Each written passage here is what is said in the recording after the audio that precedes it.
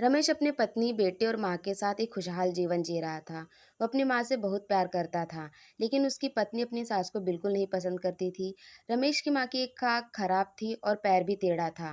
रमेश की माँ जानती थी कि उसकी बहू उसे पसंद नहीं करती है, इसलिए वह फैसला करती कि वह अब इस घर में नहीं रहेगी।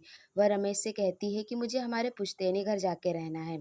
रमेश कहता है कि माँ, वहाँ तो कोई भी नहीं रहता है, आप वहाँ अकेले कैसे रहोगी? माँ, मैं आपको वहाँ जाने नहीं दूंगा। माँ कहती है कि मुझे जाने दो। रमेश की पत्नी भी कहती है कि माँ जाना चाहती है तो जाने दीजिए। रमेश दुखी मन से अपनी माँ को छोड़कर आ जाता है।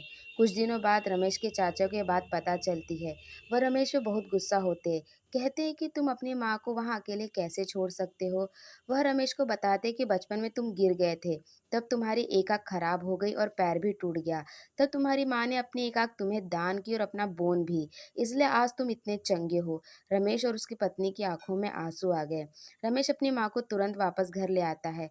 पूरा परिवार फिर से एक खुशहाल जीवन जीने लगता है। कहानी का उद्देश्य यही है कि हमें कभी भी अपने बूढ़े माँ बाप को अकेले नहीं करना चाहिए। उन्हें हमारी बहुत ज़रूरत होती है।